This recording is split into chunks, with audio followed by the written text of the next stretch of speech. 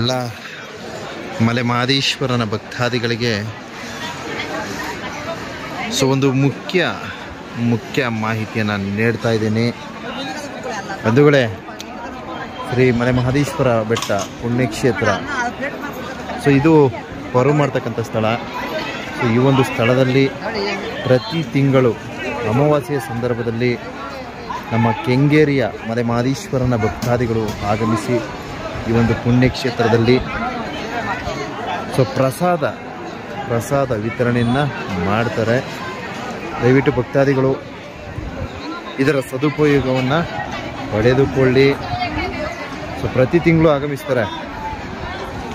ಅಮಾವಾಸ್ಯೆ ದಿವಸ ಕರೆಕ್ಟಾಗಿ ಅಮಾವಾಸ್ಯೆ ದಿವಸನೇ ಏನು ಅಮಾವಾಸ್ಯೆ ಸಂದರ್ಭದಲ್ಲಿ ಭಕ್ತಾದಿಗಳ ಸಂಖ್ಯೆ ಹೆಚ್ಚಾಗಿರ್ತದೆ.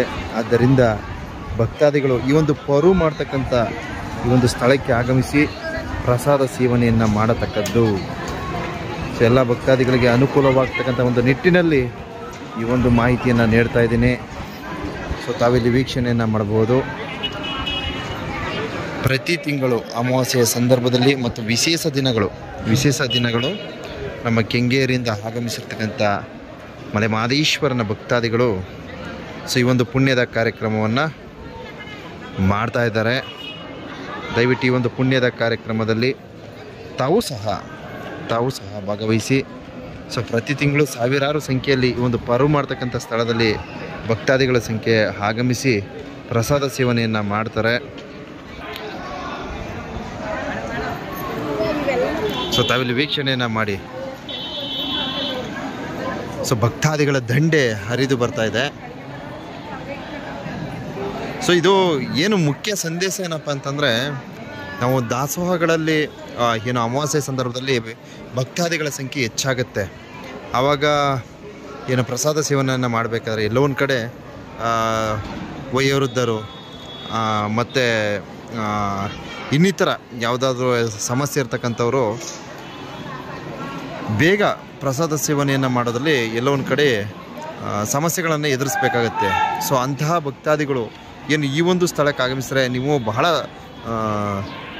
ಸುಸಜ್ಜಿತವಾಗಿ ಇಲ್ಲಿ ಪ್ರಸಾದ ಸೇವನೆಯನ್ನು ಮಾಡಿ ತಾವು ಓಡ್ಬೋದು.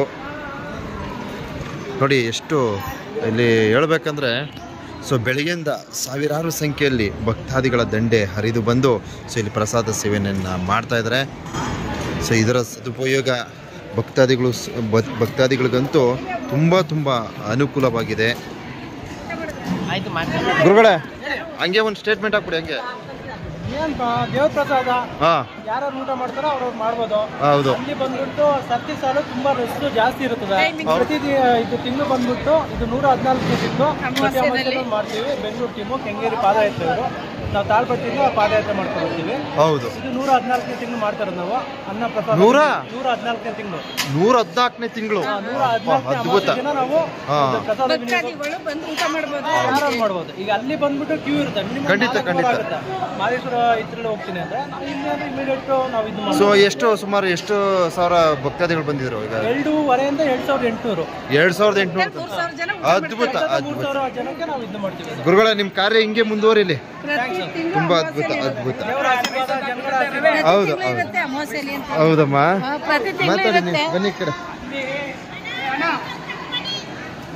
ನಮ್ಮ ಏನು ಈ ಒಂದು ಪುಣ್ಯದ ಕಾರ್ಯವನ್ನು ಕುರಿತು ಇಲ್ಲಿ ಭಕ್ತಾದಿಯೊಬ್ಬರು ಅವರ ಒಂದೆರಡು ಅನಿಸಿಕೆಗಳನ್ನು ವ್ಯಕ್ತಪಡಿಸ್ತಾರೆ. ಅವ್ರು ಏನ್ ಹೇಳ್ತಾರೆ ಕೇಳೋಣ. ಮಹದೇಶ್ವರ ಬೆಟ್ಟದಲ್ಲಿ ಬೆಂಗಳೂರಿಂದ ಟ್ರಸ್ಟಿ ಮಾಡ್ಕೊಂಡಿದ್ದಾರೆ. ಪ್ರತಿ ತಿಂಗಳು ಅಮಾವಾಸ್ಯೆಯಲ್ಲಿ ಊಟ ಇರುತ್ತೆ. ಅಲ್ಲಿ ನೂಕಿನಲ್ಲಿ ಹೋಗಬೇಡಿ, ಇಲ್ಲಿ ಬಂದು ಊಟ ಮಾಡಿ. ಚೌಟ್ರಿನಲ್ಲಿ ಎಲ್ಲರಿಗೂ ಊಟ ಸಿಗುತ್ತೆ. 114ನೇ ತಿಂಗಳು ಮಾಡ್ತಿದ್ದಾರೆ. ಎಲ್ಲರೂ ಊಟ ಮಾಡಿ, ಪ್ರತಿಯೊಬ್ಬರಿಗೂ ಊಟ ಸಿಗುತ್ತೆ. 12 ಗಂಟೆಯಿಂದ 3 ಗಂಟೆ ತನಕ ಊಟ ಇರುತ್ತೆ.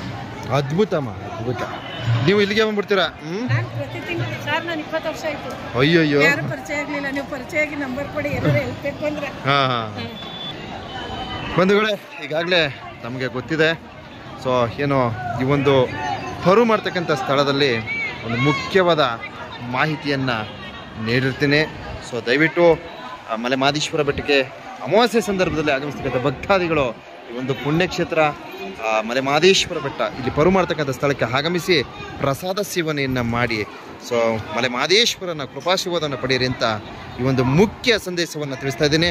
ದಯವಿಟ್ಟು ಮಲೆ ಮಹದೇಶ್ವರನ ಭಕ್ತಾದಿಗಳು ಶೇರ್ ಮಾಡಿ ಸಹಕರಿಸಿ, ಯಾಕಂದರೆ ಎಲ್ಲ ಭಕ್ತಾದಿಗಳಿಗೂ ಅನುಕೂಲವಾಗ್ತಕ್ಕಂಥ ನಿಟ್ಟಿನಲ್ಲಿ ಈ ಒಂದು ಸಂದೇಶವನ್ನು ತಿಳಿಸ್ತಾ ಇದ್ದೇನೆ. ದಯಮಾಡಿ ಶೇರ್ ಮಾಡಿ ಎಲ್ಲ ಭಕ್ತಾದಿಗಳಿಗೂ ಅನುಕೂಲವಾಗಲಿ.